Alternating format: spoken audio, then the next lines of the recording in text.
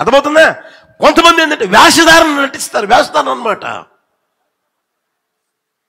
ఆ స్వభావం గమనించిన ప్రియమైన వాళ్ళరా, ఆ తర్వాత మీరు గమనిస్తే ఇంకొకటి ఏమంటారు తెలిసిన, ఆకాశం వైపోయినను కన్నులెత్తుటకు ధైర్యము చాలక పాపినైన నన్ను, హల్లెలూయా హల్లెలూయా, తనలో ఉన్న లోపం, తనలో ఉన్న పాపం, తనలో ఉన్న గర్వం, తనలో ఉన్న అహంకారం అతగాడికి తెలుసు కాబట్టి, గ్రహించగలిగే స్థితిలో అతను ఉన్నాడు కాబట్టి ఏమండి దేవుని సన్నిధిలో ఏమండి ప్రార్థన చేస్తా ఉన్నాడు. ఆయన ఎలా బలిపీఠం కట్టాడో ఈయన ఎలా బలిపీఠం కట్టాడు గమనించండి ప్రియమైన వాళ్ళరా. అర్థమవుతుందా? తెలియని అహంకారం ఉండకూడదు. కొంతమందిలో తెలియని అహంకారం, తెలియని గర్వం చోటు చేసుకుని వారి వ్యక్తిగత జీవితాన్ని పాడు చేస్తుంది. అది అర్థం కావడంలే, వాళ్ళ అర్థం చేసుకొనలేకపోతా ఉన్నారు. అదే నేను చేసేదేంటి తప్ప కాదా, నేను చేసేదేంటి తప్ప కాదా, నేను మాట్లాడేదేంటి తప్ప కాదా, అది అర్థం కావడంలే. నేను చేసేది కరెక్టు, నేను మాట్లాడేది కరెక్టు, అది ఏదే సరే నాది కరెక్టు, వేరే వాళ్ళదే అది నిజమైనా పర్వాలే, అది వాస్తవమైనా పర్లే, అది ఏమంటే నేర్చుకో తగినది అయినా సరే అది కాదు అవసరమైంది. నాది కరెక్ట్, నాది కరెక్ట్, మా అమ్మాయిది కరెక్ట్, మా అబ్బాయిది కరెక్ట్, నా భర్తదే చెప్పలేమండి. నా భర్త మాట్లాడిన మాటలు కరెక్ట్, నేను మాట్లాడిన మాటలు కరెక్ట్, నా అమ్మాయి మాట్లాడిన మాటలు కరెక్ట్, నా కుమారుడు మాట్లాడిన మాటలు కరెక్ట్, వాళ్ళు మాట్లాడినవే. తెలియని అహంకారం, తెలియని గర్వం ప్రియమైన అన్నారా యేసు నామములో తొలగిపోవును గాక. హల్లెలూయా హల్లెలూయా. మనందరికీ బాగా పరిచయం, అహంకారులను ఎదిరించి దీనులకు దేవుడు ఏం చేస్తారంట, కృపని ప్రసాదిస్తానే ఉంటాడు. ఒక రోజు కాదు, 2 రోజులు కాదు, 3 రోజులు కాదు, అది ఆపుడు. దావీదుకు చూపిన శాశ్వతమైన కృప నేను నీకు చూపుదునన్న దేవుడు కృపను చూపుతానే ఉంటాడు. దానికి మనం పాత్రులంగా మార్చబడాలి. అర్థమవుతుందా? తెలియని అహంకారం, తెలియని గర్వం నీళ్ళు ఉంచుకొని నడిపించబడ్డావు అనుకో, దాని ద్వారా ఉపయోగం ఏమైనా ఉందా? అర్థమవుతుందా? ప్రయోజనం ఏమైనా ఉందా? దాని ద్వారా ఆశీర్వాదం ఉందా? దాని ద్వారా దీవెన ఏమైనా ఉందంటే ఏమీ ఉండదు ప్రియమైన వాళ్ళరా. దావీదు చూడండి, సమూయేలు మొదటి పుస్తకం 17:57, సమూయేలు మొదటి పుస్తకం 17వ అధ్యాయం 57వ వచనం. దావీదు, జాగ్రత్త గమనించండి, దావీదు ఫిలిష్తీయుని చంపి తిరిగి వచ్చినప్పుడు అబ్నేరు అతన్ని పిలుచుకొని పోయి ఫిలిష్తీయుని తల చేతనుండగా అతని సౌలు దగ్గరకు తోడుకొని పోయెను. సౌలు అతనిని చూచి, చిన్నవాడా, నీవెవని కుమారుడు అని అడగగా దావీదు, నేను బెత్లెహేమీయుడైన యెష్షయి అను నీ దాసుని కుమారుడనని. బాగా గమనించండి, యుద్ధానికి పోయింది ఎవరు చెప్పొచ్చుగా? దావీదు. యుద్ధం చేసింది ఎవరు? దావీదు చేతిలో ఏముంది? గట్టిగా చెప్పండి. ఫిలిష్తీయుని తెగ నరికి ఆడి తలని చేతిలో పట్టుకొని వస్తా ఉన్నాడు. అన్నమాట చూడండి, తల ఫిలిష్తీయుని తల చేతనుండగా చేతిలో పట్టుకొని వస్తా ఉన్నాడు. ఈలోపు అక్కడ ఏమండి అబ్నేరు అనే వ్యక్తి చూశాడు. అబ్నేరు అనే వ్యక్తి చూసి అతన్ని పిలుచుకుపోయి రాజుగారి దగ్గర తీసుకుపోయాడు. పోదా అని అంటే, ఎక్కడికయ్యా? రాజుగారికి పరిచయం చేస్తానరా, రాజుగారిని పరిచయం చేస్తానరా అని రాజుగారి దగ్గర తీసుకుపోయాడు, సౌలు దగ్గరికి తీసుకుపోయాడు. తీసుకుపోయిన తర్వాత, చిన్నవాడా, నీవెవని కుమారుడు రా? హల్లెలూయా. మీరు చూడండి, యుద్ధానికి పోయి యుద్ధం చేసి శత్రువు తల తెగనరికి చేతితో పట్టుకొని తీసుకుని వస్తూ ఉంటే నిన్ను తీసుకుపోయి ముఖ్యమంత్రి పరిచయం చేస్తే, ఎక్కడికి? లేదా ప్రధానమంత్రి దగ్గరికి తీసుకుని పరిచయం చేస్తే, ఎవరు బాబు నువ్వు అనంటే ఏం చెప్తావు? చెప్పరాబండి. శత్రువు తల చేతిలో ఉంది, అవునా కదా? ఏం మాట్లాడతారు? కొంతమంది ఇంటర్వ్యూ చేయట్లేదా, చూడట్లేదా? చెప్పరేమండి, చూడట్లేదా? ఇంటర్వ్యూ చేయట్లేదా? వాళ్ళు ఏం మాట్లాడుతూ గమనించట్లేదా? అర్థమవుతుందా? ఇప్పుడు ఈ వ్యక్తిని ఇంటర్వ్యూ చేస్తా సౌలు అడుగుతా ఉన్నాడు, నువ్వు ఎవరి కుమారుడివే? చిన్నవాడా, నువ్వు ఎవరి కుమారుడివే అని అంటే ఏమంటున్నాడు? నేనా బెత్లెహేమీయుణ్ణి, నేనా యెషై కుమారుణ్ణి. ఏమనుకున్నాడు? నా టాలెంట్ చూసావా అన్నాడా? ఏమన్నాడు అక్కడ? బెత్లెహేమీయుడైన యెషై అను నీ దాసుని, నీ దాసుని. ఆ మాటలు గమనించండి ప్రియమైన వాళ్ళరా. ఆయన ఎవరో ఎరిగాడు, ఈయన ఎవరో ఎరిగాడు, ఈయన తండ్రి ఎవరో ఎరిగాడు. గర్వించడానికి ఆయన లేదా? ఇప్పుడు దావీదు గర్వించలేడా? శత్రువు మీదకి పోయింది ఎవరు? ఇతనే. యుద్ధం చేసింది ఎవరు? ఇతనే. చేతిలో శత్రువు తల చేతిలో ఉంది, అవునా కదా? నువ్వెవరి కుమారుడివి అని అంటే ఏమని చెప్తారు? ఆయన గారు చెప్పిన మాట, నీ దాసుని. హల్లెలూయా. ఆ మాట్లాడే ఆ మాటలను చూడండి ప్రియమైన, ఎంత తగ్గింపుగా అనిపిస్తుంది చూడండి. అందుకనే దేవుడు దావీదు జీవితంలో ఒక గొప్ప కార్యం చేశాడు, ఆశీర్వాదానికి కారణభూతుడిగా ఉంచాడు ప్రియమైన వాళ్ళారా. అనేకులు ఆయన ద్వారా ఆశీర్వదించబడేదానికి ఆ వ్యక్తిని దేవుడు కోరుకున్నాడు, ఉన్నతమైన స్థితిని తీసుకొచ్చాడు. యేసయ్యకి మహిమ కలుగును గాక. కనుక ప్రియమైన వాళ్ళరా, నీలో టాలెంట్లు ఉండి, లేకపోతే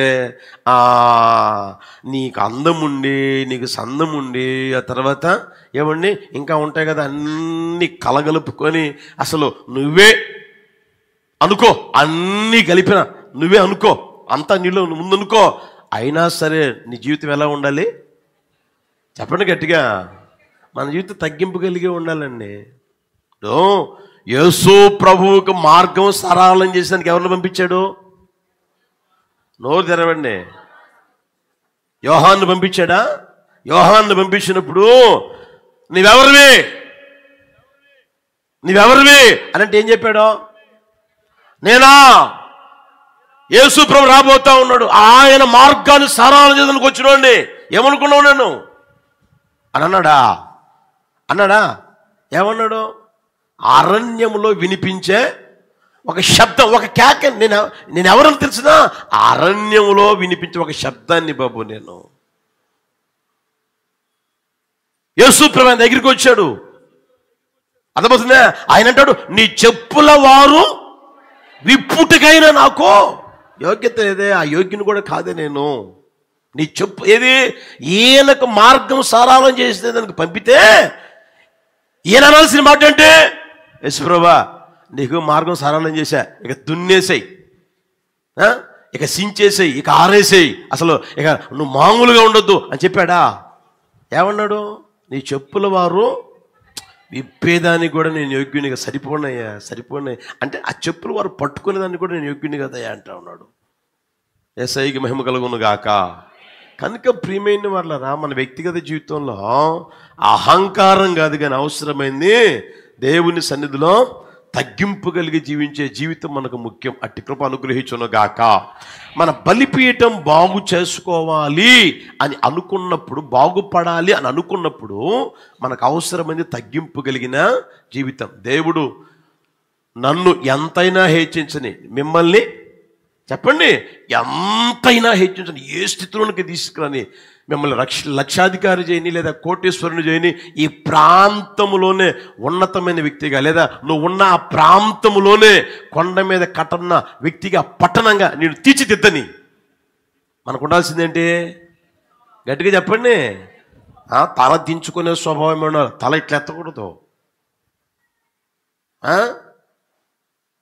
మోయాబీయులు ఎలా ఉన్నారంట?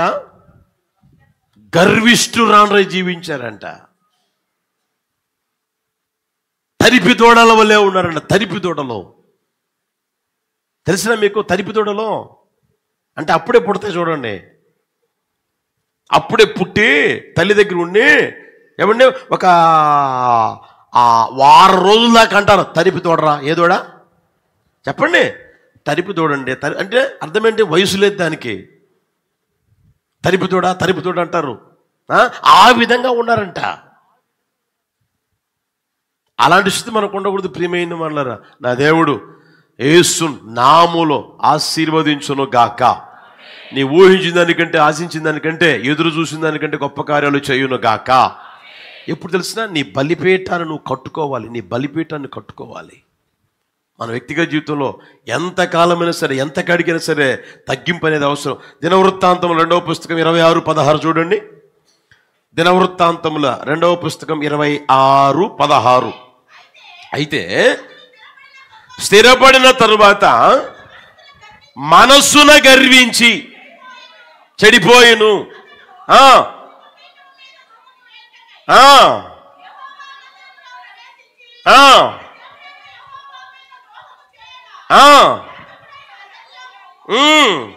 నేను చదివే మాటలు గమనించండి. పరిశుద్ధ స్థలములో నుండి బయటికి పొమ్ము, నీవు ద్రోహం చేసి ఉన్నావు, దేవుడైన యెహోవా సన్నిధి నీకు ఘనత కలుగ చేయదని చెప్పగా. 21 రాజైన ఉజ్జియా తన మరణ దినం వరకు కుష్ఠరోగి అయి ఉండును. కుష్ఠరోగి అయి యెహోవా మందిరంలోనికి పోకుండా ప్రత్యేకింపబడిన కనుక అతడు ప్రత్యేకముగా ఒక ఇంటిలో పరిశుద్ధ స్థలం నుంచి బయటికి ఈడ్చిపడేశారు. ఇక మరణ బ్రతికినంత కాలం పరిశుద్ధ స్థలం అడుగు పెట్టే యోగ్యత కూడా లేకుండా పోయింది అతనికి. కారణం ఏంటి తెలిసినా? ఎక్కడంటే గర్వం, ఎక్కడ? మనస్సులో గర్వం, మనస్సులో హృదయ గర్వం, హృదయంలో గర్వం. అర్థమవుతుంది ప్రియమైన వారరా. యేసు నామములో తొలగిపోవును గాక, నిర్మూలమైపోవును గాక. అక్కడే 32:25 చూడండి. 32:25 హిజ్కియా మనస్సున గర్వించి తనకు చేయబడిన మేలుకు తగినట్లు ప్రవర్తింపనందున. బాగా గమనించండి ప్రియమైన వాళ్ళరా. హిజ్కియా గురించి మనకి అన్ని మంచి మాటలు కనబరుస్తాయి. అతడు దేవుని విశ్వాసం ఇచ్చినవాడు, యెహోవాను హత్తుకున్నవాడు, వెనక్కి తీయనివాడు, మందిర తలుపులు తెరిచినవాడు, మందిరాన్ని బాగు చేసినవాడు. ఏమండి, ఇవన్నీ మంచి స్వభావాలే ఉంటాయి. అయితే ఇక్కడ చూడండి, హిజ్కియా ఏం చేశాడంట? ఎప్పుడు? స్థిరపడిన తర్వాత, ఆశీర్వాదం పొందిన తర్వాత, ఒక స్థానం వచ్చిన తర్వాత, ఒక స్థితి వచ్చిన తర్వాత మనసును గర్వించాడు. ఎప్పుడైతే గర్వించాడో ఆ తర్వాత చూడండి, దేవుని వాక్యం చూడండి, చేయబడిన మేలుకు తగినట్లు ప్రవర్తించలేదంట. దేవుడు నాకు ఈ మేలు చేశాడే, దేవుడు నన్ను హెచ్చించాడే, దేవుడు గణపరిచాడే, గతంలో ఏ స్థానంలో ఉన్నాను, ఇప్పుడు ఏ స్థానం ఇచ్చాడు, ఏ స్థితిలో ఉన్నాను, ఏ స్థితి ఇచ్చాడు, గతంలో నా బ్రతుకేంటి, ఈ రోజున ఏ బ్రతుకు నాకు ఇచ్చాడు, ఏ బ్రతుకు అనుభవిస్తున్నాను, ఎంతగా దేవుడు ఆశీర్వదించాడు, ఏ స్థితిలోని ప్రభు తీసుకుని వచ్చాడు అని ఆలోచన లేకుండా తగినట్లు ప్రవర్తించలేదంట. చేసిన మేలుకు తగినట్లు ప్రవర్తించలేదట.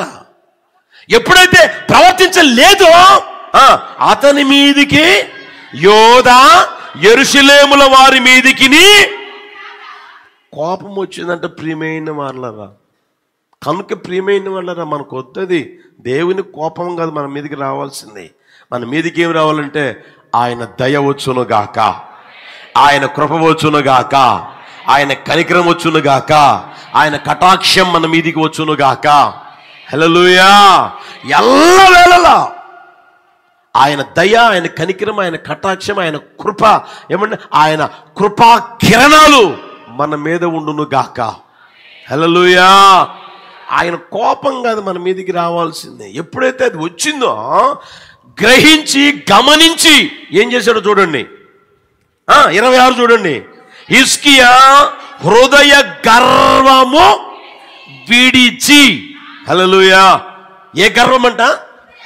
పైకి ఉన్న గర్వం కాదు, హృదయ గర్వం విడిచాడంట. కనిపించని గర్వం, కనబడని గర్వం, తెలియని గర్వం విడిచి ఏంటి? తానును యెరూషలేము కాపురస్తులను తమ్మును తాము తగ్గించుకొనిరి గనుక హిజ్కియా దినములలో యెహోవా కోపం జనుల మీదికి. హల్లెలూయా. ఆ తర్వాత మీరు 30వ వచనం చదువుకుంటే, తాను పూనుకొనిన సర్వ ప్రయత్నముల యందును వృద్ధి పొందిన తాను పూనుకున్న సర్వ ప్రయత్నాలను వృద్ధి పొందుతారు ప్రియమైన వాళ్ళరా. కనుక మనకు అవసరమైంది ప్రియమైన వాళ్ళరా హృదయములో తగ్గింపు, హృదయములో ఏమంటే మనల్ని మనమే తగ్గించుకునే స్వభావం, విధేయత కలిగిన స్వభావం, వినమ్రత కలిగిన స్వభావం మనకు కావాలి ప్రియమైన వాళ్ళరా. అప్పుడు నీ వ్యక్తిగత జీవితంలో ఆయన అంటాడు, నువ్వు ఊహించింది కాదురా, నువ్వు ఆశించింది కదా, నువ్వు ఎదురు కూడా చూడలా, అంతకంటే గొప్ప కార్యం నా ప్రభు చేయును గాక. హల్లెలూయా. ఎప్పుడయ్యా అంటే మన హృదయంలో గర్వం ఉండకూడదు. బలిపీఠాన్ని బాగు చేసుకోవాలి. పడిపోతుంది కాదన్నట్లే, వాళ్ళని బట్టో వీళ్ళని బట్టో, లేదా వాళ్ళు పడదోశారు వీళ్ళు పడదోశారు, లేకపోతే ఎవరో ఒకరు పడదోస్తానే ఉంటారు. పడద్రోయబడిందని అలాగే వదిలేయకూడదు, మళ్ళా మనం కట్టుకుందుము గాక. హల్లెలూయా. సంవత్సరం మధ్యలో ప్రభు ఈ మాటలు తెలియజేస్తాడు, మరలా మనం కట్టుకుందుము గాక. హల్లెలూయా. ఎప్పుడైతే ఆ స్థితులకు వచ్చాడో పూనుకున్న సర్వ ప్రయత్నాలు ఏమైందంట, అభివృద్ధి కలుగుతానే ఉంది, వృద్ధి పొందుతానే ఉన్నాడు. ఆ కార్యం ఒక్కొక్కరి ప్రభు చేయును గాక. ఇంకొక మాట చూపిస్తాను చూడండి. దినవృత్తాంతముల రెండవ పుస్తకం 33:16. దినవృత్తాంతముల 33వ రెండవ పుస్తకం 33వ అధ్యాయం 16వ వచనం. ఇదియు గాక అతడు యెహోవా బలిపీఠమును బాగు చేసి దాని మీద సమాధాన బలులను కృతజ్ఞతార్పణను అర్పించుచు ఇశ్రాయేలు దేవుడును యెహోవాను సేవించుడని వారికి ఆజ్ఞ ఇచ్చాడు. ప్రియమైన వాళ్ళరా, ఆ మాట గమనించండి. అతడు యెహోవా బలిపీఠం ఏం చేశాడంట, అంతకు ముందేమైంది, అతగాడే నాశనం చేశాడు. మీరు చూస్తానంటే 1 నుంచి చూడండి. మనష్షే ఏళ్ళ ఆరంభించినప్పుడు 12 ఏళ్ల వాడై యెరూషలేములో 55 సంవత్సరములు ఏలెను. అతడు ఇశ్రాయేలు ఎదుట నుండి యెహోవా వెళ్ళగొట్టిన అన్యజనులు చేసిన హేయక్రియలను అనుసరించి యెహోవా దృష్టికి చెడు నడిచాడు. ఇతడు తన పితరుడైన హిజ్కియా పడగొట్టిన ఉన్నత స్థలము తిరిగి కట్టించి బయలు దేవతకు బలిపీఠమును నిలిపి దేవతా స్తంభమును చేయించి ఆకాశ నక్షత్రములన్నిటినీ, అర్థమవుతుందా, చెయ్యకూడని దరిద్ర పనులన్నీ చేశాడు. ఎక్కడో కాదు, దేవుని మందిరంలో మరలా ఎక్కడో చేసింటే అది వేరు. అర్థమవుతుందా? ఏ మందిరాన్ని అయితే దేవుడు కోరుకున్నాడో, ఏ మందిరం మీద అయితే నా దృష్టి నిలుపుతాను అని చెప్పాడో, ఎక్కడైతే ప్రార్థన చేస్తే మీ ప్రార్థనని వింటాను, జవాబు ఇస్తాను, కార్యాలు చేస్తానని చెప్పాడో అదే మందిరంలో ఈ వ్యక్తి దుర్మార్గమైన పనులు చేశాడు. బయలుకు బలిపీఠం కట్టించాడు. దేవుని బలిపీఠం పడగొట్టేసేసాడు, బయలుకు బలిపీఠం కట్టించాడు. అంత దుర్మార్గమైన పనులు చేశాడు. తన పిల్లల్ని అగ్నిగుండం దాటించాడు. కర్ణ పిశాచులు వద్దంటే వాళ్ళని తీసుకొచ్చి పెట్టాడు. అర్థమవుతుందా? వాళ్ళందరినీ ఆ పని చేసి పెడితే ప్రియమైన వాళ్ళ దారుణమైన పరిస్థితికి మారిపోయి అతని జీవితం దారుణంగా మారిపోయింది. ఆ తరువాత మనం గమనిస్తే 11 చూడండి.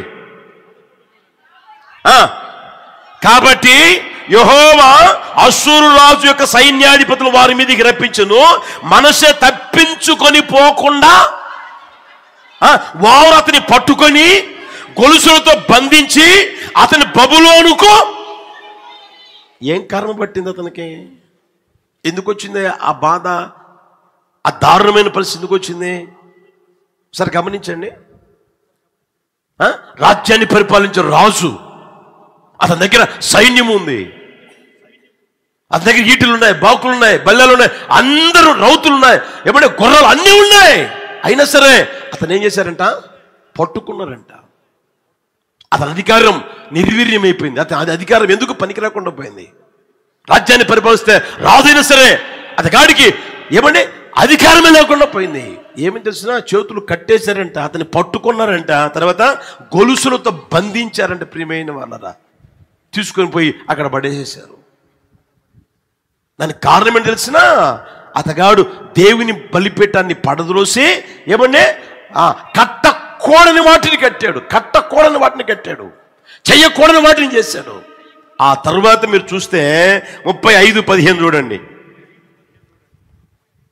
యెహోవా మందిరము నుండి అన్యజనులను అన్య దేవతలను విగ్రహములను తీసివేసి యెరూషలేమునందును యెహోవా మందిర పర్వతమునందును తాను కట్టించిన బలిపీఠములన్నిటినీ తీసి పట్టణము బయటికి వాటిని ఆ ప్రాంతంలో ఉన్నప్పుడు ప్రభువా కనికరించయ్యా కనికరించయ్యా అని దేవుని సన్నిధిలో విన్నవించుకున్నాడు. మనష్య అనే వ్యక్తి బబులోనులో ఆ శ్రమలో ఆ బాధలో ఆ కన్నీళ్ల మధ్యలో ఉన్నప్పుడు కాస్త ప్రార్థన చేసుకుంటే ప్రార్థన ఆలకించి ప్రభు తీసుకొని వచ్చి మరలా రాజ్యాన్ని ఇస్తే, రాజ్యం ఇచ్చిన తర్వాత రాజును చేసిన తర్వాత అతను చేసిన పని తెలిసిన ఎక్కడెక్కడైతే అతను పాడు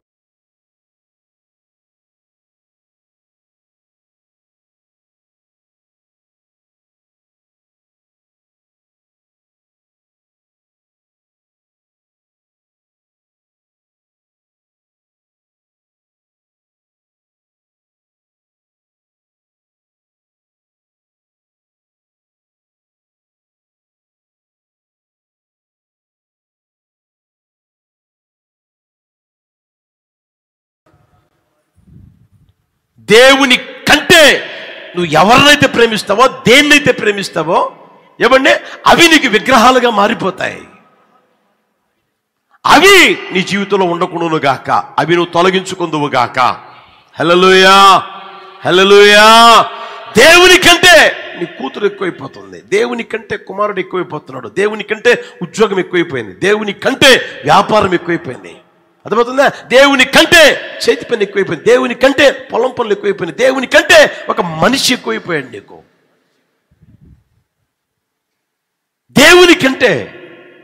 దేవుని కంటే నిద్రపోతనం ఎక్కువైపోయింది. అవును కదా? దేవుని కంటే ఏదైతే దేవుని కంటే ఎక్కువగా నువ్వు ప్రేమిస్తావో అవన్నీ విగ్రహంతో సమానం. ఇప్పుడు రాహేలు తన ఇంటికాడ ఉన్నది, తానేదో తన పని చేసుకున్నది, అవునా కదా? తర్వాత యాకోబును కట్టుకున్నది, అవునా కదా? చేసుకున్న తర్వాత యాకోబు చెప్తానే ఉన్నాడు, దేవుని గురించి చెప్తానే ఉన్నాడు. ఒక రోజున ఏమన్నారు ఇద్దరు అక్క చెల్లెళ్ళు, ఇంకా మా తండ్రి ఇంట మాకు పాలు పంపులు ఎక్కడివి, మమ్మల్ని అన్యులు చూసినట్లుగా చూడట్లేదా? నువ్వు దేవుడు నీతో ఏది చెప్తే అది చేసి నువ్వు చెప్పినట్లుగా మేము చేస్తాం, మేము కూడా నీతో వచ్చేస్తాం. ఇన్ని మాటలు మాట్లాడారా లేదా? మాట్లాడారు. మొత్తమే సిద్ధమై బయలుదేరి వచ్చినప్పుడు ఈ దొంగది ఏం తెచ్చుకున్నది? అది ఎవరిది? తండ్రిది. ఈ మనిషికి ఏం పని? వద్దనుకున్నది కదా. తండ్రి మమ్మల్ని అన్యులు చూసినట్లుగా చూడట్లేదా? మా తండ్రి ఇంట్లో మాకు పాలు పంపులు ఎక్కడివి? మమ్మల్ని ఎవరో చూసినట్టుగా చూడట్లేదా? మాకు ఆయనకి సంబంధమే ఇప్పుడు లేదు, పదా దేవుడే చెప్తే చేస్తాను, పదా పోదాం అని ఇన్ని మాటలు మాట్లాడే మళ్ళా ఇంట్లోంచి తీసుకొచ్చుకున్నాడు విగ్రహాన్ని. ఆయనేమో దానికోసం పరుగురెత్తుకుంటూ వచ్చాడు. నాదెందుకు తెచ్చుకున్నావు? నీదేంటి మామ, నేను ఎప్పుడు తెచ్చుకున్నాను? ఎవరి దగ్గర ఉంటే వాళ్ళని నీ ఇష్టం వచ్చి చేయంటాడు. మొత్తం వెతికితే ఎక్కడ కనిపించలా. ఈ మనిషి దొంగది తన కింద పెట్టుకొని ఉంది. ఎంత దొంగ బుద్ధి చూడండి, దరిద్ర బుద్ధి చూడండి. దేన్ని పెట్టుకున్నదే? విగ్రహాన్ని. మరి దేన్ని ప్రేమించింది చూడండి. దాంతో ఏం పని? అది ఆమెది కాదు కదా, అది కాదు కదా. దాన్ని ఎందుకు ప్రేమించి, దాన్ని ఎందుకు తెచ్చుకున్నది, దాన్ని ఎందుకు కింద కూర్చున్నది? సరే వచ్చాడు కదా తండ్రి, డాడీ ఇదిగో నా దగ్గరే ఉంది, నా కింద ఉంది, తీసేసుకుపో, ఈ దరిద్రం నాకెందుకు ఇచ్చేసిందా? ఈలే కనప లేనట్లుగా నటించింది. ఏమని? నేను మామూలు మనుషుని కాదు కదా డాడీ, నీకు తెలుసు కదా డాడీ. ఏం మాటలు మాట్లాడు తెలుసా దొంగది?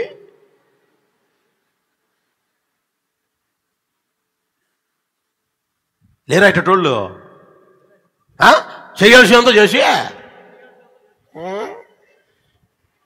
ఐ డోంట్ నో, నేను ఏలు పెట్టిన కొరకలేను లేరా? జాగ్రత్త సహోదరుడా సహోదరి, నీ ఇష్టమా తర్వాత అనుభవించే దరిద్రం, అనుభవించే ఏమండి సాల్దా అనుభవిస్తున్న దరిద్రం చాలదా? అనుభవిస్తున్న శాపం చాలదా? ఇంకా కావాలా? అందుకని బలిపీఠాన్ని ఏం చేయాలంటే దేవుడు ఏం చెప్తున్నాడు? కాదు, బాగు చేసుకో. నాకంటే నీకేం అవసరం? నాకంటే విగ్రహం అవసరం అంటారా నీకు? విగ్రహం ఏమని నీకోసం ప్రాణం పెట్టిందా? ఒక మనిషి ఏమని నీకోసం ప్రాణం పెట్టాడా? చెప్పలేమండి.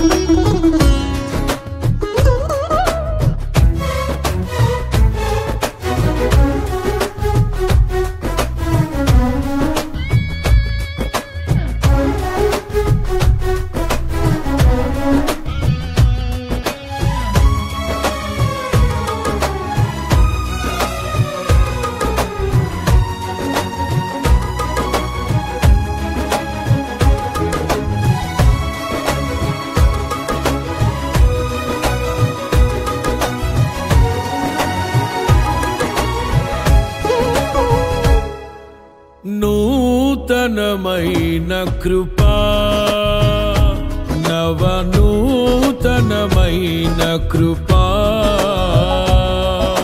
శాశ్వతమైన కృపా, బహు ఉన్నతమైన కృపా, నిరంతరం నాపై చూపినా నిత్య తేజుడా యేసయ్యా. నీ వాత్సల్యమే నాపై చూపిల్చిన, నీ ప్రేమను వివరించనా. నన్ను నీ కోసమే ఇలా బ్రతికిల్చిన జీవాధిపతి నీవయ్యా. ఇదే కదా నీలో పరవశం, మరువలేని తీయని జ్ఞాపకం. నూతనమైన కృపా, నవనూతనమైన కృపా,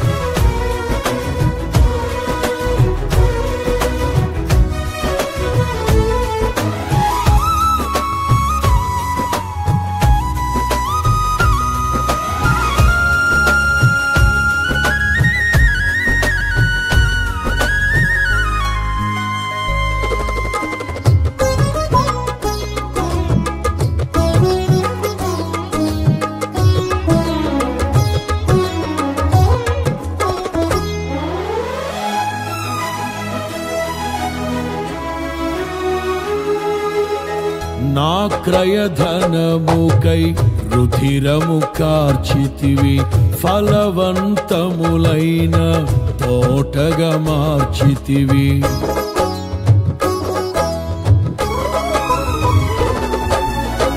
నా క్రయధనముకై రుధిరము కార్చితివి, ఫలవంతములైన తోటగా మార్చితివి. ఫలితము కొరకైన శోధన కలిగినను, ప్రతిఫలముగా నాకు ఘనతను నియమించి, ఆశ్చర్యకరమైన ఆదరణ కలిగిల్చి, అన్ని వేళలయందు ఆశ్రయమైనావు. ఎంతగా కీర్తించిన నీ రుణమే నే తీర్చగలనా. ఇదే కదా నీలో పరవశం, మరువలేని తీయని జ్ఞాపకం. నూతనమైన కృపా,